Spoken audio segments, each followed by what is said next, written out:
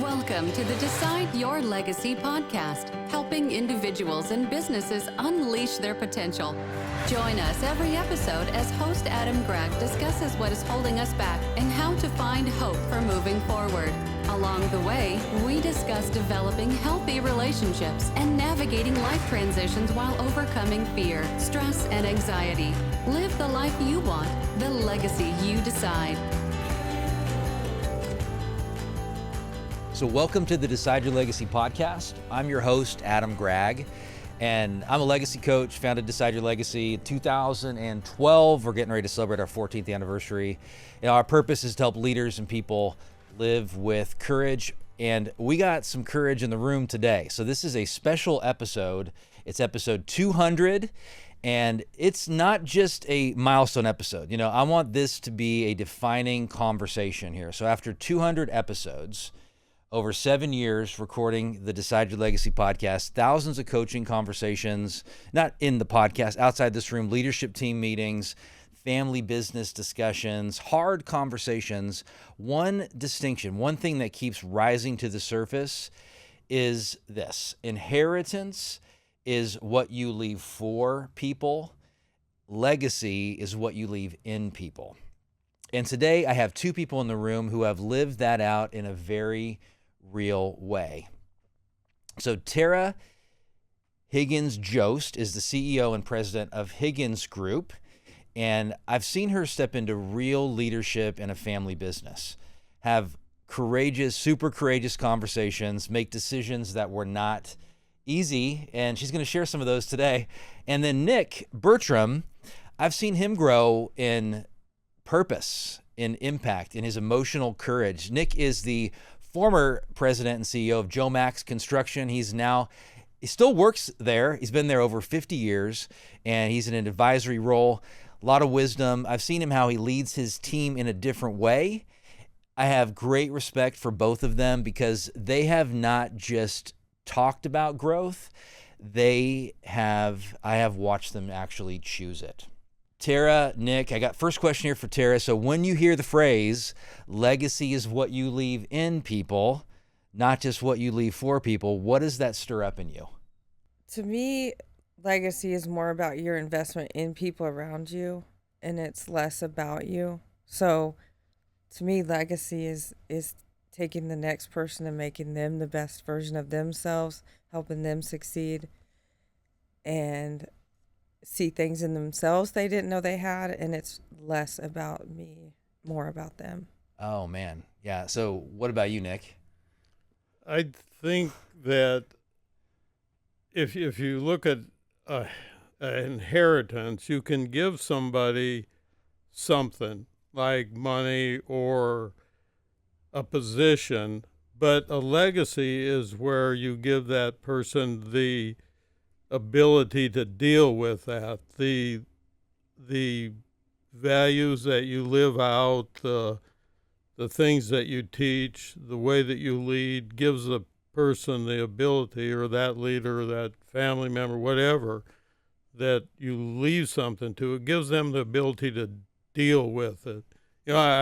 I've heard a lot of times people win the lottery, and they win millions of dollars and lose it all in a couple of years because they have no idea how to cope with it. And I think that goes along with how we deal with people too. If we don't give them that ability to that purpose, or whatever you want to call it, to deal with that it's kind of meaningless at the end of the day.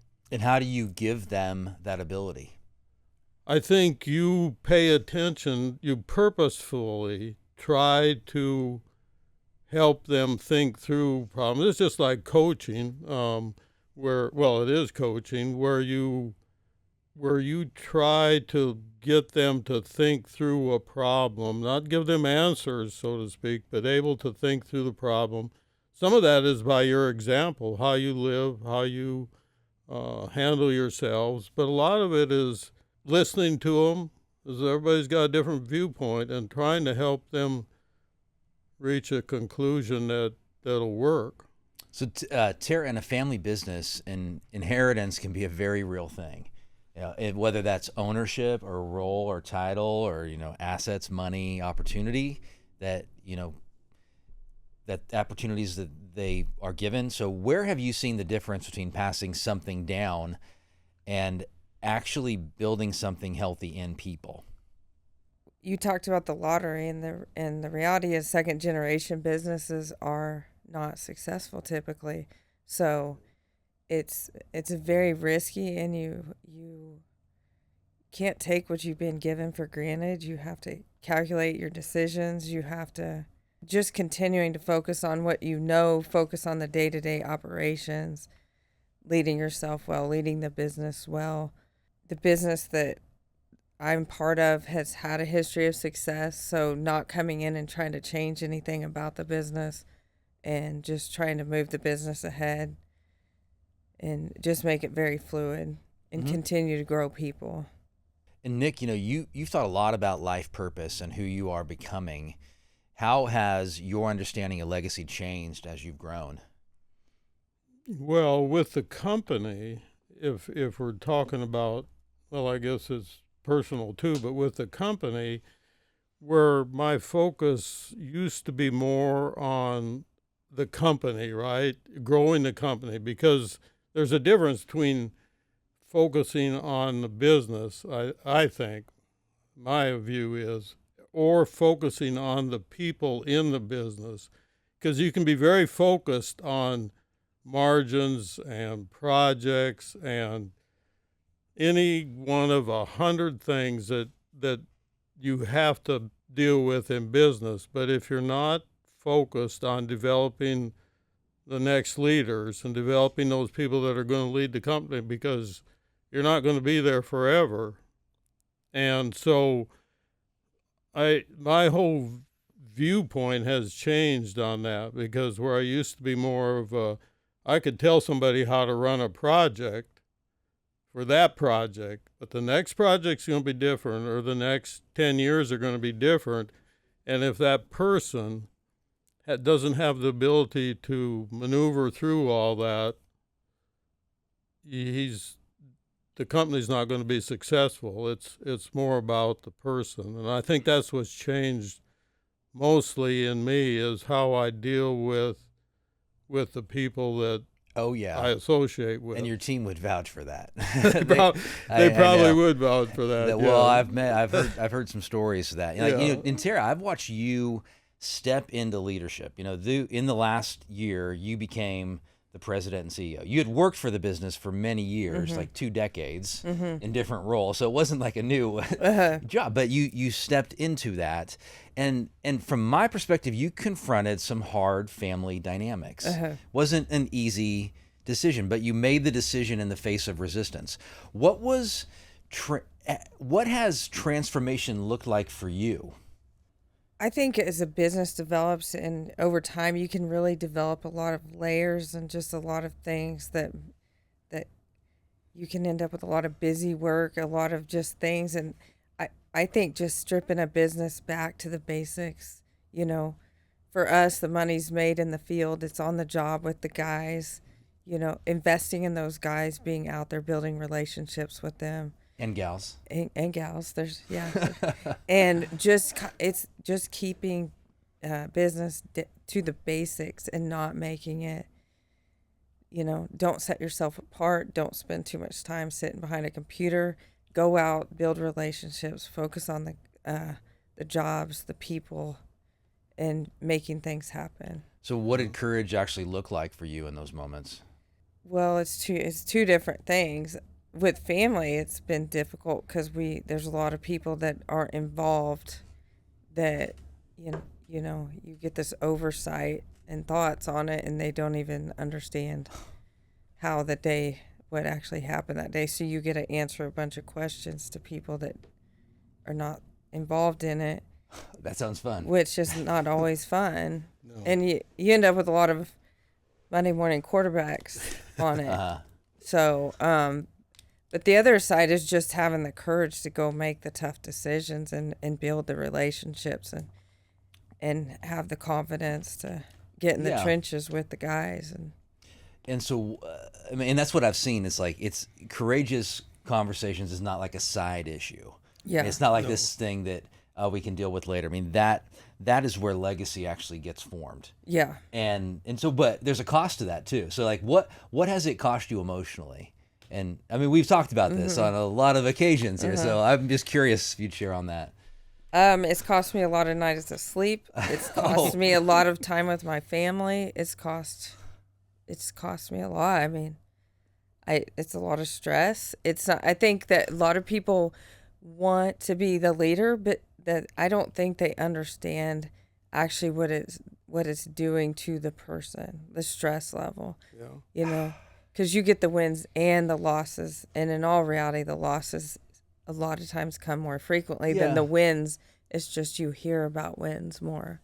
And how do you deal with that when you know that people don't really understand what it's costing you? And if you're like me, it's like I can start feeling sorry for myself, and or I can realize that it's worth it because I want to leave in something, and they don't have to understand what it cost me. It is worth it to me to leave that in my family and my friends, and to be, because it's cost me a lot of rejection and embarrassment and a lot of misunderstanding. But how do you deal with that? I pray a lot. I a couple years ago heard something, and I start my day every day with why I'm grateful. I try to remember why I'm grateful during the day, even when something negative happens. And the reality is, even when it's bad, I've been pretty blessed in my life. And so you just kind of have to remind yourself. And the final thing for me is I have 2 sons, and I want them to looking back or look at me and see somebody that did hard things, that faced hard things, that took things head on, that led herself well. You know, I want to be a good role model and pass that on to that next generation. Yeah. Is there something as you've stepped into leadership that you determined you had to stop tolerating? I had to stop tolerating being talked down to. I had to be more firm with certain people, and if they weren't going to help me to figure something out and be successful, I had to put an end to those conversations because there was nothing beneficial coming out of it. I was putting my time into things that were not growing the business and not growing me, and therefore it was just a waste of effort. So I've had to shut down some relationships. Mm-hmm. Courageously, yeah. So, and Nick, I've seen you grow. Something with a lot of growth in is your ability to connect emotionally with people. Right. Yeah, I know. Well, it's amazing. I mean, both of you, I've seen amazing, not only changes emotionally and your courage, but actually physically. Like Nick is sitting here when he was dreading running a 5K, like 5 years ago, and now he runs like almost every weekend. He's running a 10K or something, and like you, before I met you, you were running marathons and everything, but Tara ran the Boston not long ago, which is super cool. And so, but Nick, I've seen you in this ability to connect emotionally, including family, including in your marriage, including with people you lead. So what has changed in you over the last few years there? Well, I think the biggest thing, and talking about courage, I just want to say something about Tara's situation. Dealing with family, I can only imagine how difficult that is in trying to run a business, because it's, when you're dealing with regular just employees, it's difficult to have those conversations. So I can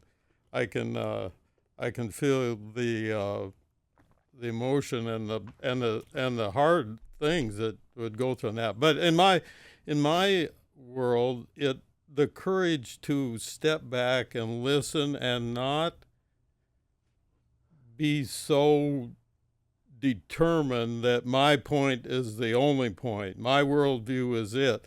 I think that took the most courage for me, is just being able to step back and say, well, I need to listen to this person because they got a different idea, a different background, and that requires some putting your ego on the back burner, really, and saying, I need to listen to these people because they've got an idea of how things are. I need to listen to their experience and see what's affecting how they work, and how they make decisions, and then we can go from there. But that takes to me, that took some courage just to listen and be open to what others are saying and take that under It consideration. takes courage to listen. It does. It takes courage. Because then if you're actually really listening, then you open yourselves up to making those decisions that might not be something that you wanted to do, right? Because it's not the way you thought things were going to be. And I've had more than one of those kind of experiences. So those kind of conversations and being open with people and actually, like I say, having those took some courage and thoughtfulness, purposefulness, I guess. Purposefulness? Yeah. Well, that's a good, so what has helped you get more in touch with your life purpose? Well, I think that's part of it, just stepping back and realizing that there's more, even in personal relationships, like with my wife or kids, stepping back and realizing there's more than just my idea, my way, right? And taking those feelings and considerations into view, into the way I react. Okay. And what did you used to avoid that you're more willing to face now? Having those conversations. It's easy. If you think you're right, you don't need a conversation, right? You're going to do what you want to do. But having a difficult making that, and I still struggle with that. I mean, having those kind of conversations that may end up in a place where I'm not controlling the situation is dangerous. I think of that as being dangerous, and to me, to being dangerous to not have the conversation. Yeah. So here's a question to both you, Tara and Nick. Why do you think people avoid the conversations that matter most? It's uncomfortable. It takes a lot of courage. It's just a conversation. It's uncomfortable. It's very uncomfortable. It is uncomfortable. And sometimes it gets people emotional, so they don't want to do it because they don't want to be emotional with people. Yeah. And you might have to change the way you do something. You might have to actually do something that you didn't want to do. Like, I can't think of an example right off the hand, but if you're going to have those dangerous conversations, then you have to think before, well, if I have this conversation, there may be something I have to do connected with it. We have a conversation, they need this or that from me, and I don't want to do it. And so that leads to if I don't have that conversation, I don't have to face that. And I've seen a lot of leadership teams where they'll say, we need to have a strategy session, or we need more planning, or we need a better. And I have realized that, and something I've seen in coaching again, is that it's not a new system or a new strategy that they need. It's actually, the real issue is they're avoiding stuff. And they will tell me, I will sit in meetings with ownership and leadership teams for like 3 hours, and they'll act as if nothing is really wrong. And then the very last hour, they really talk about the core issue. And I'm not faulting them. What that tells me is how difficult it is in these situations to actually face it. And then they have a breakthrough. But, Tara, you've had conversations where the stakes have been high. I'm not talking just family, but I'm talking other business is legal. You had to deal with not like situations. You're in construction. There's stuff. There's high stakes conversations, What did you learn about courage from confronting family and standing up for what you believe was right, even when there was resistance? You gain confidence from it. People respect you when you assert yourself and don't back away from difficult things. You gain people's respect. You gain respect for yourself. Yeah. The reality is I don't have all the answers. I don't act like I do. I don't mind apologizing when I don't, but you still have to charge ahead. You cannot sit there unable to make a move on what you're doing. How do you gain respect for yourself? Being direct and knowing you said the difficult thing, I believe at the end of the day makes you feel stronger. Nick, can you relate? Does that? I can, because facing those difficult conversations, there's some conversations I had with clients, boy, I would give anything not to have, right? Because I had to ask for something, which is my weak point. I don't want to ask for anything. And so, but once you go through those, like you said, Tara, you gain that confidence that, yeah, I can deal with this. And then others, I think, they end up respecting you because people know that this is a difficult thing for you. It's probably difficult for them also. So you gain that respect of the people you're having those conversations with. They can appreciate the difficulty of that. And so you gain some self-confidence and feel good about facing those things that, yeah, whether you face them today or tomorrow, they're going to torment you till tomorrow until you face them. So you can put them off, all right, but sometimes. Dude, it's the thing I'm scared of the most, personally. And whether it's a client or a friend or a parent, or I had a conversation with my dad that it went really well, but that was just a week and a half ago, and just terrified of it. So how do you know when it's time to speak up, Tara? I've gotten to where I speak up quicker because I've seen the reward of speaking up. Yeah. But it was a process of getting there. So, if Well, anything, I might speak up too quick now, and you really need to slow down and have a plan, and plan out your conversation and be very intentional. having a plan. Mm-hmm. So what would have happened in those situations if you would have stayed silent? I would have been miserable. Oh, yeah. And I wouldn't be leading either. What do you mean? I wouldn't be leading. I would just be complacent and following. You with wouldn't. what's You happening. wouldn't be leading the business right now. No, You would be. Where would you be? I'm not sure, but not in the position I'm in. I know I wouldn't. Okay. So you're crediting the way you have grown in your own ability to lead is your willingness to have courageous conversations in effect. Well, and do and work through hard things. Hold people Yeah. accountable is a big thing. Accountability is. Dude, we could have a whole. That's People hate that, don't they? Yes. But they love you for it too. The people that hold you accountable do the most for you. Yeah. So knowing that and being able to do it effectively with people, if I wasn't able They to really do those care. things, I would not be leading. Yeah. So Nick, I've seen you grow in emotional honesty. Like, I mean, you mentioned listening already, but what have you learned about connecting instead of staying protecting, connecting versus protecting? Well, I think that it's a difficult question. Connecting, you dealing with, just like I said, with listening to people, you connect with them on a way that it's hard to lead people if you don't have some relationship with them or don't understand them at some level anyway. So being open with them and a little bit vulnerable about the way you feel about things, that helps you connect with. And I've had some of those times when I felt that I really connected with somebody when I was extremely open with how I felt. And Professionally? yes, Yeah. yeah. So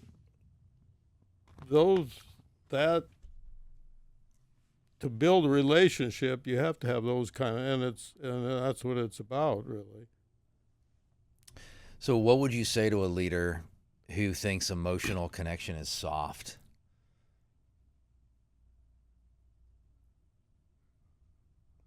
Well, it's maybe soft, but it's still important. Is it not the hard? Is it? It's not that it's being vulnerable or open is I guess making yourself. It's not it is a soft thing, right?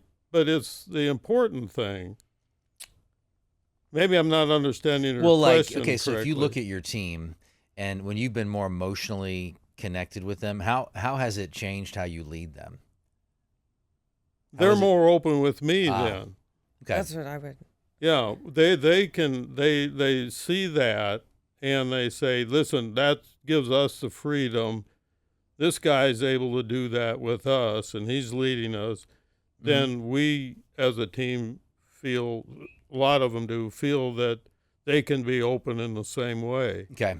And then you start to get to the root of some of the problems with what's going on, the communication, interpersonal All the nonsense. Okay. Yeah. You start to. They realize that was something that you did, that took some courage, that was open, and that gives them the freedom to do. They realize you've been brave yourself. Yes. And that would be, because I think soft, I wouldn't call it soft. No.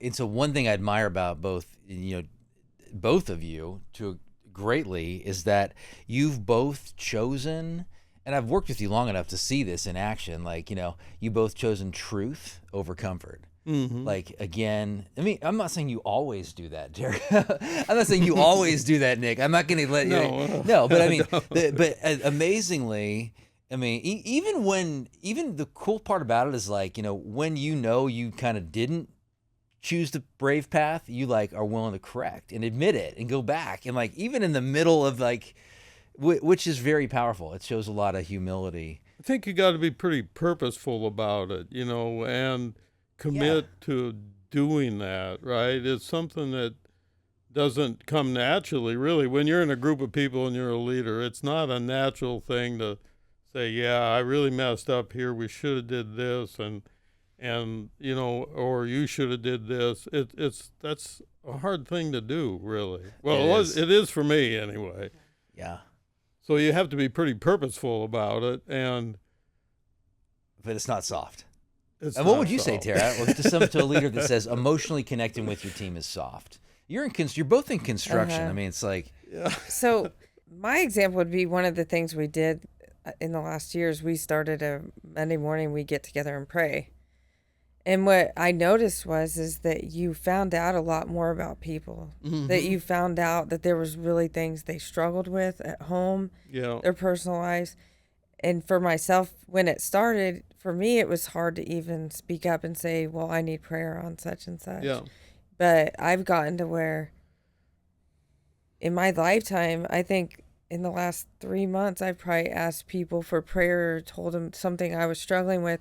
And what I've noticed is now the guys will stop by my office and talk more. So it's, Okay. I think you build more of a team, you build a family when you're, as opposed to just a paycheck and I'm going to go to the next job because I got 50 cents more. I feel like you're building relationships, building a team, building a family, and you're all helping each other along the way. And you know how much time is that people will complain about having meetings sometimes, but then you realize like how much time are you saving because now they're open because you connected with them, and I've learned more about people that I had no clue. I know. Yeah. And you're building trust. It's like, yeah, I'm so pumped about that kind of stuff because it's like you're making money. Like you won't, and people don't tie it into saying like this is helping our business succeed, but it's absolutely helping your business succeed long term. Long term, right there. So one thing I've learned over 200 episodes, and this won't be a surprise to either of you, is that fear drives more of our lives than we realize. Like the bravest people are. Everybody has fear. Brave people admit they have fear. Everybody has fear. The brave people admit, like, I'm afraid, I'm still going to do it. Like, if I'm honest, people, like, you grow through doing things you're afraid of. Like, I hope you were kind of afraid getting on this podcast today, because I was, because it's always going to make me somewhat afraid. So now a lot of people don't ruin things because they fail. They ruin things because they avoid. And so, Tara, Nick, where have you seen fear show up in your own leadership? I have a fear of public speaking. I do well with small groups, but not big groups. And I've forced myself to speak publicly a couple of times in bigger groups. Before, I would have let fear control that. But once I was able to do it, it gives you more confidence. Even if you don't do it well, you still made the move to do something challenging. Yeah. And the next time you're a little bit better. It's a little bit easier. No, and I've seen you do it. Step out. And yeah, where have you seen, Nick, it show up in your leadership? Fear. Well, I have a fear, I'd like to say, of holding not only our clients, not only our employees, but our clients, holding people accountable for things, because seems like a difficult thing to do. You're going to make somebody happy. So I have a fear of doing that, really. And it takes some courage to step away from that and say, yeah, you're not doing anybody any good by not expressing those concerns. So that's a real fear for me, is confronting somebody about something that they could do better at, or helping them with something. It just that holding them accountable or having those conversations. That's a fear. And how do you recognize it in yourself? Because I starting to avoid the whole situation or the person, and not making that phone call or not making that visit. So I recognize, when I'm thinking about a little bit too much, and I'm avoiding them and I start making up a million reasons why I shouldn't. And so I recognize that as, you probably need to do something. Yeah. How do you recognize it in yourself, Tara? I start creating a lot of stories in my head about what it would do. I start avoiding it. Overthinking. Yeah. Creating stories about like how bad it could be. And how it plays out, And so instead you just do nothing because you're afraid of the outcome or... Oh, man. Yeah. Do you guys ever get psychosomatic symptoms like, I'm not saying they're not legit at times, but people can get headaches or stomach aches or things because they're afraid, and then you get that? I don't, but I can sense the tension in me because I haven't faced something, but I don't know if that counts for whatever. I mean, mine's sleep, and I tense up and just and my jaw will hurt. And, you lose sleep because of it. And but you end up still. Tara, at times you've told me like you get not a lot of sleep, but you still end up going and facing it in the morning, which is amazing. And although I want you to get lots of sleep because I want everyone to get lots of sleep. So that's, has anything changed once you stopped pretending the fear wasn't there and started facing it? Yeah. Like what? Well, those conversations, I've had numerous conversations the last several years with people that surprised me and that changed the way our business operated. Not so much, some of it with business, some of it with just people, and those conversations with people changed the way I looked at them. Some of them weren't a fit to our company, and it wasn't good what it was doing to them, right? And sitting there listening to them, even though I thought they were the best thing since, had to really come to the conclusion that for their own sake, they needed a different occupation or a different company. And so those kind of conversations with people, good or bad,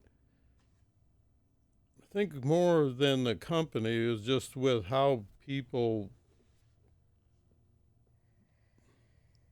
I don't want to say survive the whole thing, but how they live, really. Listen, we as leaders, you have a lot of influence of how people react to their jobs and how they live, actually. Mm-hmm. And you can not listen to them and not consider their background and force them into positions they don't want to, because that's where you want them. Mm-hmm. And they might not be fit for that. They may have something else they're good at. And so that's changed in my world, and I've talked about some of those kind of conversations, and that's just on an individual, helping an individual sort through some of the difficulties. So Tara, can you relate to what Nick's shared here? Yeah, I can tell you, I've worked with a lot of great people Yeah. that were greater once they weren't Yeah. on our team anymore. Yeah, I know. And the reality is, when you've got people you've got around you that they spend more time celebrating when there's a problem, or acting like they had all the answers afterwards, weeding through those people and letting them go do something else, and getting down to a team of people that are pulling for each other instead of against each other is probably one of the best moves that we've ever made. And we as a company have lost some great people, but I still believe it was to our benefit, because you need a team that's pulling together and not pulling against each other. Yeah. Yeah, that's a big deal. And that all came from listening to people and trying to understand them, and being open to what, not being so closed-minded. And some, as a leader, and I think this generation is a little different than the last one, but leaders typically in the last, before we came along, were more hardcore that way, where, this is the way it is, and you're going to come to do things. But learning how to deal with people in this environment is, it's absolutely crucial to your business, I think. Yeah. Well, I think 30 years ago, you had people that were walking in the door saying, "Thank you for the job." Yeah. And now it's flipped, and we're saying, "Thank you for coming to work here." Yeah, absolutely. Yeah. We're really thankful you're here. So I want to share one thing here, is that tomorrow we have a brand new course coming out called Shatterproof Yourself Light, and it's 7 small steps to a giant leap in your mental health. Nick has gone through this. It's actually a giant leap in your confidence. So we've had a free version of this for a long time. We have like a complete version. This is like a light plus version. And so it's videos, a workbook, things are being revamped. Super excited about that. So you can hit the link and check that out if you're interested. So, okay. So the question to both of you, where have you seen the difference between building something impressive, like the amount of revenue you have, or the number of employees you have, or the amount of, you were involved in a business growing from, like, when you started, you had maybe 40 employees, and then it was over 1,000 employees, right? So like, you were involved in this you've been there 50 years. I mean, in Tara, you've seen things build, and even, even just recently, some of the successes you've seen. I mean, those are cool things, but where have you seen the difference between building something and actually impacting people? Because a company can grow and do impressive things while people actually shrink. It's like a family can look really successful externally. They go to church, they look happy, they take the cool pictures on the beach where everybody looks happy in their white outfits, yet they can have a lot of feelings of unsafety in that family. And a leader can build a lot and still leave very little in people. I've watched a lot of people around me grow over the years, that they come through addiction, they have difficult marriages, and their marriages get better, their family lives improve, they buy homes.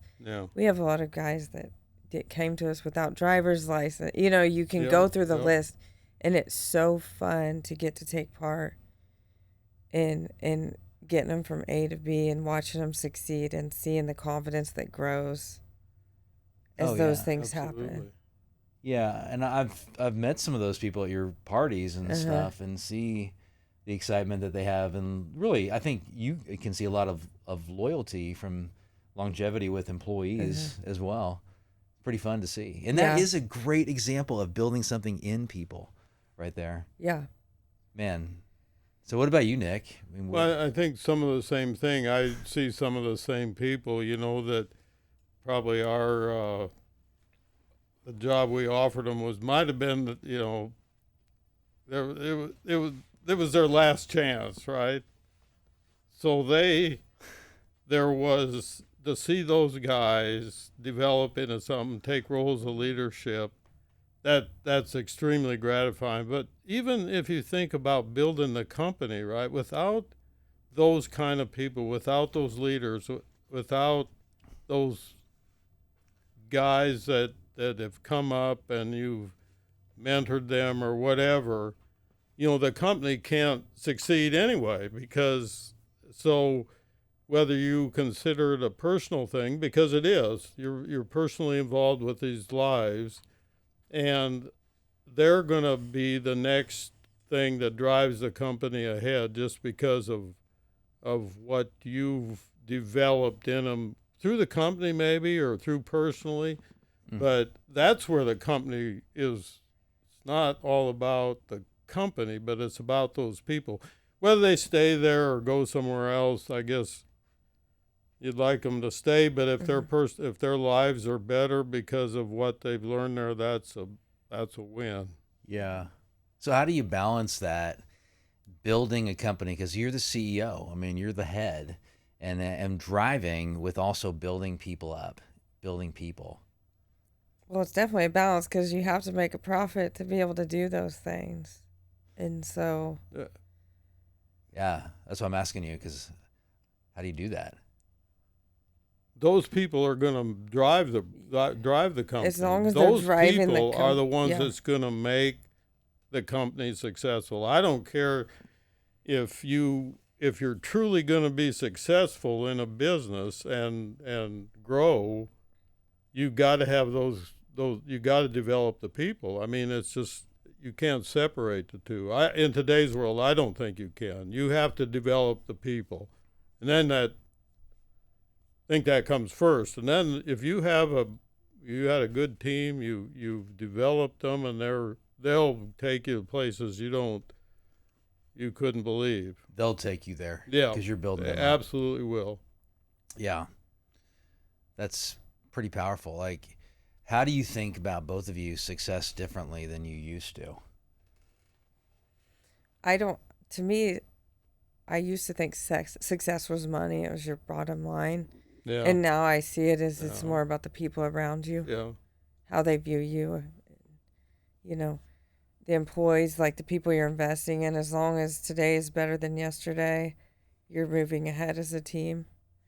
And that's success. Yeah. In which translates to profits, typically. It translates to profit. Uh-huh. That's powerful. It seems like a slower path sometimes than immediate, quick profit. Because it's a foundation that if you're looking at the long view, it's a foundation it may not be fast. It's more satisfying. It's better for the employees. And looking at the future, that's the only way. it's the only way long term. My opinion. Oh, I agree 100%. I mean, it's because as you think again, people will look at it and say, like, well, why do we have to have these courageous conversations? But they're actually what is building the legacy long term. They're leading these people. They're emotionally bonding, creating this openness and safety. So what do you believe leaders often miss when they think about building a legacy? Tara, Nick. I think that leaders fall into a trap of believing everything is about them. And they start to think they have all the answers and that they're the smartest person in the room. And I believe that's the trap of leadership. Okay. And I would say that leaders I personally admire are the opposite of that. Oh, what do you mean? They listen more than they talk. They pay attention to people. They admit when they're wrong. They recognize their role is to serve the people around them. You ever notice how like a lot of leaders will say that kind of stuff, but they're not living. They don't it. do it. I know, but they will. They'll do it as long as they're getting something from you, and my then they're gosh. done once they're not. Isn't that crazy? Yeah. Like, it's kind of amazing because a lot of really people in leadership positions, they know what to say. Correct. Like, they would be on this podcast and they would do the same thing. Yes. And they would say exactly what you just said, but the difference is, Tara, I know your life and I know you're actually making efforts every day to live this stuff. And the same with Nick. That's why I'm proud to have you on this episode. And that's why I could have some people on this episode and I know I would feel almost like, dude, their team does not see that in them. But they're still going to say it. So it's kind of irritating a little bit. So if I say something difficult to somebody around me, I challenge them to call me out on it if they see the behavior as well. Because I'm imperfect too. I'm striving for something. This is what you can expect to see from me, but I can't guarantee it. So hold me accountable too. And you know what? A lot of leaders would say that too. They'd say like, I want my team to come and challenge me and hold me accountable. But the moment one of the people on their team comes and challenges them and holds them accountable, Don't like it. they're on the hit list. And they don't realize it, and they don't have enough self-awareness as a leader to realize they've started to form a negative view of that person rather than appreciate their bravery. And they're going to be passed up for promotion. I mean, they will be punished for actually doing that. It takes a rare, courageous leader. I put them in a category of the 5%ers that can actually take feedback when they're in a position, having established and founded a business, or that actually can take the feedback. I mean, do you agree with that or disagree? Well, yeah, if you're in a leadership position and your team isn't able to tell you what they think about what you're doing or what you're going to do with a sense of freedom, and without that feedback, you can get off the rail pretty quick because, we all, like I said before, we all got worldviews that are kind of set. If you're a leader, you've probably been successful at something to get there. And so you start to think that that's the way of doing things. But without that freedom, the people that on your team, without that freedom, be able to talk to you and think that you're going to do something about it, listen to them or act on it, you're in a dangerous situation because you. So do you believe 5 years ago that people would have felt safe enough to come to you and say, Nick, I'm concerned about how you're handling this? As the top brass? Well, maybe, no, probably. Okay. Probably not as, no. Not as much as not it would as be. much now, yeah. Okay. Yeah. And I look back on that, and I can see situations where I wish I would have had that feedback because I made some errors that I could have, changed the way that we operated pretty easily. But I had something in my head, and no one said anything, probably because, Bertram's got that in his head, and that's the way it's going to be. So what do you believe leaders often miss when they think about legacy, Nick? I think they forget about the importance of the people that are working for them. That they forget, I forget, that they're not going to be around forever, right? There's going to be someone there to take their place at some point. All of us are. And so without that ability to mentor those people that are going to take over and put them in that position and work with them, and I don't know that people think about that because they get pretty self-centered about their leadership, and to be honest, you get caught up in the work, and it's easy to not think about it because there's a lot going on. If you're leading a company, it's a lot of stuff. What, as you think about the leaders you're mentoring right now, what do you wish more leaders understood sooner when it comes to this topic of legacy? That you have to lead by example is a big one. You can't ask people to do things you're not willing to do yourself. Yeah.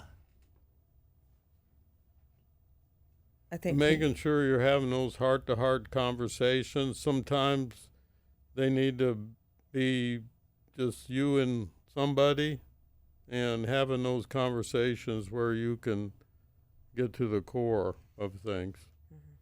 Do you believe that leaders confuse legacy with reputation at times?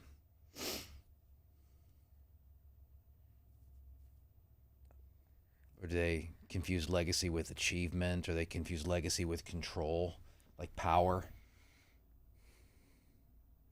I think people think legacy is what happens when you're gone, and your really legacy is when you're there too. Yeah. When you're present. When you're What present. impression are Yeah. you making on people? Are people doing things out of fear? Yep. Are they doing things out of because they're growing? Yep. That's a very powerful point, because you have people that say, like, and I hear this, like, when I retire, I'll finally have the free time to enjoy my life. Mm-hmm. Or when I have, it's always that next thing. And my thought is there, like, oh, when I retire, I'll have hobbies, or I'll have friendships, or whatever. Your legacy is today. If you're going to be happy when you retire, or whatever you want to call it, I don't like the word retirement. I don't like that. But whatever you do, whatever's next, you have to start building it in today and making the shifts today. This is your legacy today. That's a very powerful point that Tara's making right here. So what do you think, Nick? Do people confuse legacy with achievement, control, reputation, from your perspective? I think people do. There's some that do, that build a name for themselves, and maybe even build a company that their name's all over it, and that's the deal, right? They're gonna be remembered for what that company did at the time, which I think there's people that do that. Yeah. They're more concerned about themselves than their legacy is themselves, rather than someone else's success, right? Even though they might say it. They say it. Their legacy is themselves. And we've probably all met people like that. Sure, yeah. I like your analogy of the people in the white outfits on the beaches. You know, you get this perfect picture, and then the camera stops, and they're all fighting. Like, I think a lot of people spend a lot of time on how it looks instead of what it really is. I know. It's kind of exhausting. I know. It's like, I got one of those pictures coming up, and I'm like, yeah, I'm going to be in the picture, but actually it is on the beach, and it is, okay, here we go, Adam. Like, the before and after part is really, really powerful. So Tara, what do you hope that people experience because of the way you lead? I hope that people see that life is bigger than just themselves, and that it's really about what you do for the next guy, serving, helping people around you. It's very satisfying. I hope that people see that in me, that everything that was done and what we have was something bigger than me as a person. And you see it in my children, you see it in the community, that I make a bigger impact than just dollars. That's powerful. It's kind of the difference between purpose and if you're living for a purpose, and it's impacting other people, and they see that. They remember that. Yeah. So Nick, what do you hope the people closest to you, which is people you work with and everything, would say that you are leaving in them right now? I hope they see that their occupation isn't just a job, but it's a thing that helps them develop into the kind of people that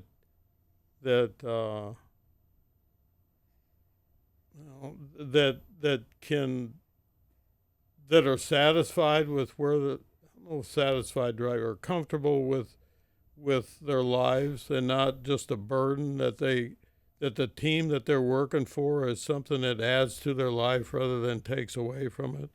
If they're talking about their personal life and their work life, you spend half your time at your job, so they are connected. And with that being, if you're miserable at your job, that's half your life is miserable. So I think that's important that I hope that the people that are, after I'm gone, they can understand that working as a team and working together and developing those relationships can be a big part of helping each other through some of the nonsense that goes on in life. So, So what is one conversation, decision, act of courage that somebody listening to this episode may need to stop postponing, Tara? One conversation they need to stop postponing. Yeah, what's one conversation or decision or act of courage that someone listening would say, you'd really want to say, like, don't postpone that any longer? That's something that'd be really important to face. Like, To me, if something's lingering in your mind all the time, if there's just something that's just hanging out in the back of your head and you're doing nothing with it, that's the one that you need to take head on. face it. I watched someone recently take on a very difficult conversation. This is not a person that had a history of difficult conversations. And they look like the way of the world. Well, it was hard on really? them. They looked the way of the world. They were a little more upright, had a little more courage, and their face looked different. yeah. Yeah. Is that a professional situation or personal? Personal. Personal situation, but they had the conversation. They had the conversation, Yeah. and I know it was hard on them. But Yeah. I just wasn't. Even just looking at their face, they were brighter. Right there. Mhm. Yeah. So what about you, Nick? What's a conversation, decision, act of courage that someone listening, you hope that they would stop postponing? I would hope that people would take from this conversations that we've been having, would take the courage to be open about the problems they're facing in their work life, the problems that they see in the company, and be open about it with the team, and where those things can be worked on instead of just festering. I would hope that they would gather up the courage to do that and talk about it. Yeah. No, that is so powerful, because again, it's that these courageous conversations as a theme.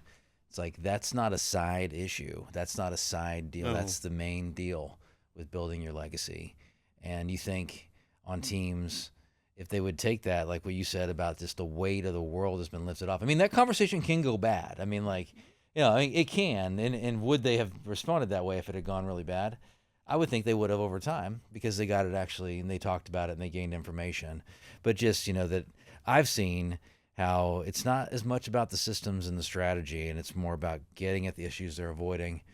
And I think for our own sleep and our own mental confidence and everything. So legacy is not something we leave someday. It is something that we create every day, in every conversation, in every relationship, in every decision, in every single act of courage. I'm impressed by both of you, by the decisions that you have made and are making.